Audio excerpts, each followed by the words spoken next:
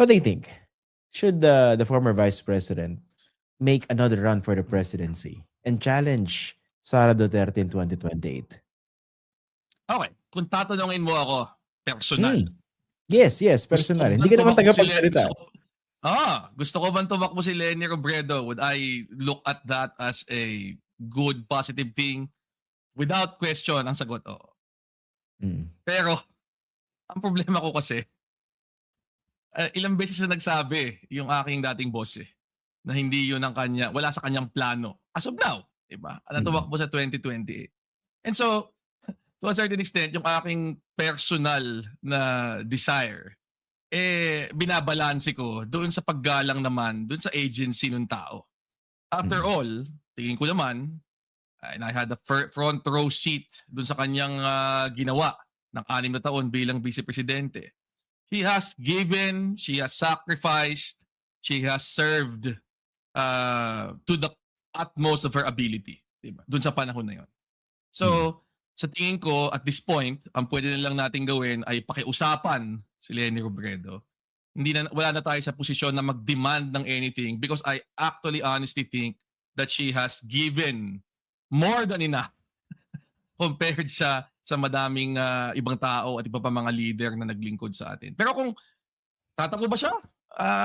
Dapat ba, gusto ko ba siyang tumakbo? Oo, di ba? Kung yun ba talagang magiging kanyang kagustuhan at kung yan ang magiging laman ng baraha para sa ating bayan, i-welcome ko yan. But as of now, tingin ko kailangan din nating galangin yung kanyang paulit-ulit ng mga pronouncements and try and navigate itong terrain na ito by respecting din yung kanyang sinabing yun. So kung ang connected question ay gusto ko bang tumakbo si Leni Robredo dahil para talunin si Sara Duterte? Tingin ko kasi yung kaduktong doon tingin ko kasi kayang talunin si Sara Duterte. At hindi lang si Leni Robredo ang kayang gumanon. Tingin ko tayo, yung mga when I say tayo, yung mga mas progresibong puwersa o yung oposisyon, if you want to call it that, for want of a better word, kung magpe-prepare tayo ng maaga, kung magkakaisa tayo, kung talagang tatrabahuhin natin to, tingin ko kayang talunin si VP Sara Duterte. Okay. Pero so yan maliwanag yan. From your perspective, Sara Duterte is not necessarily unbeatable in 2028. Okay. Pero do you agree with the observation? Ito yung perhaps I can say na ito yung dominant perspective ng mga taga-suporta niya. That among the possible candidates so far, ang merong pinakamalaking chance ang talunin si Sara Duterte still is Leni Robredo. Would you agree? Yes, kung gagawin yung eleksyon bukas o in a month, oo. Kasi obviously, ang pinakamalaking advantage na naimbak na ni Vice President Leni ay yung fact na tumakbo na siyang presidente. Kilala na siya ng madaming tao, alam na kung anong nagawa niya, alam na ang kanyang track record, alam na kung anong klaseng tao siya. Diba? So, yun ang advantage kilala na yung kanyang leadership qualities. Alam na natin yan. Meron na siyang following. Napatunayan na niya noong 2022 na kaya niyang mag-master ng isang kilusan, diba? Para sumuporta sa kanya. Ako, hanggang ngayon, I look back on yung 2022 campaign kahit na hindi naging positibo ang resulta as something na very inspiring. Diba? Given yung na-inspire niyang level of volunteerism at energy mula sa mga napakadaming tao. Pero that said, hindi pa naman election in a month And sa tingin ko, kaya yung isa sa mga dahilan kung bakit lahat tayo, karamihan sa atin, nakafocus pa rin kay VP Leni, dahil hindi pa tayo talaga hindi pa talaga tayo tumitingin sa iba.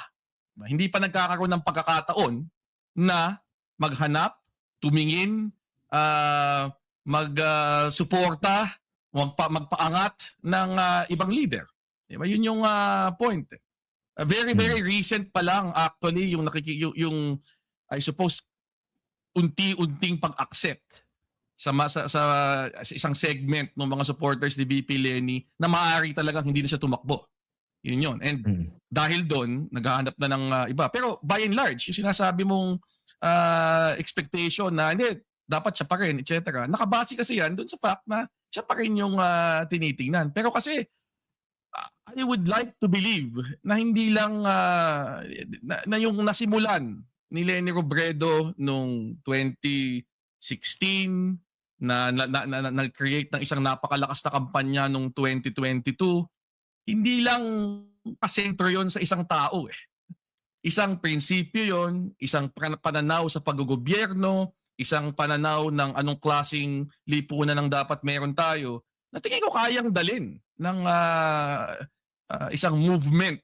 At yung movement na yon, tingin ko pwedeng mag-give rise at pwedeng sumuporta sa iba pang personalidad. Kung sakaling si Leni Robredo ay hindi nga talagang tatakbo na, 'di ba? At yung kanyang pinitawang salita na mas piniprefer niyang magstay sa Naga ay hindi na bago mag-2028. Okay. Dun sa mga hindi familiar, no, dun sa mga dahilan ni former Vice President Robredo kung bakit wala na siyang balak tumakbo muli sa 2028. Ano ba yung reason? And based on what you know, dahil naging tagapagsalita ng dating Vice Presidente, ano ba yung naging karanasan dun sa kampanya noong 2022? Siguro parang nakapag-convince din sa kanya na I've done enough and I won't go for it anymore. Ako, it's not so much na tingin niya she's done enough for the country. Kasi patuloy pa rin namang naglilingkod sa Naga eh. Tingin ko, at the national level. Nagbago lang yung kanyang priority. Kasi alalahanin natin, nung siya ay tumakbo na Vice Presidente at nagsilbing Vice Presidente ng 6 na taon, at nung siya ay tumakbo bilang Presidente noong 2022, hindi yon without cost eh.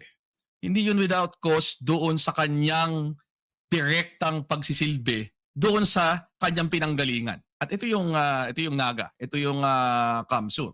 Ang pinanggalingan naman talaga niya before, first public office na inoccupy niya, 3rd District Representative ng Camarines Sur. Kahit na sabihin mong national office yan, very, very grounded. Diba? Sa local level, meron kang pinaglilingkurang specific local constituency.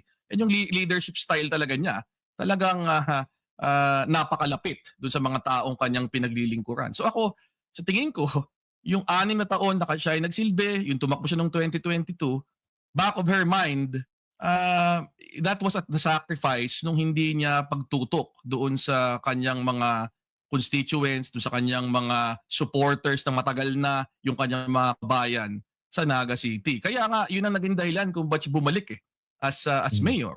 Tingin niya, may mga problemang nag-arise doon na kailangan siya ang tumugon. And seeing her now, pag nakita mo naman kasi yung mga madami ng efforts, better people than me have tried. Pilitin mo raw kasi actually si Alan Herman, meron siyang bright idea na kailangan i-patent na niya, no? Sabi niya, kung tatakbo si Leni Robredo, ang ganda-ganda ng narrative ng kampanya. Totga, the one that got away. At ito, may pagkakataon muli na hindi na siya maging Totga. Because magkakaroon ng parang Leni 2.0 of sorts, di ba? Tapos na pinopropose pa nga nitong si Alan Herman, pwedeng Leni Erwin Tulfo. Na nagsabi na rin na hindi interesadong tatakbo. parang hindi ka naniniwala. But anyway, yun yung point. So ibig sabihin, tingin ko, ang priority niya ay magsilbi. So it's not na tinatalikuran, ayoko na lang kahit na ano, di ba? Pero kailangan ito yung panahon na kailangan naman niyang bumalik dun sa kanyang pinagmulan at doon maglingkod, di ba? And okay. Ito on a purely personal note, ito observation ko lang to, hindi niya sinabi sa akin to. Pero maski nung sa OVP kami, kitang-kita mo na pag nasa Naga siya, mas masaya siya eh. And I can only imagine, although kasama niya ako, nandun ako sa tabi niya for the better part of yung 6 na taon na siya ay nag-vice presidente at araw-araw siya ay inaatake, hinaharas, sinisiraan online. I can still only imagine ano yung toll that must have taken on her personally And so, para sa akin, to a certain extent, medyo relieved din ako para sa kanya na ngayon hindi na niya kailangang harapin yon on a daily basis.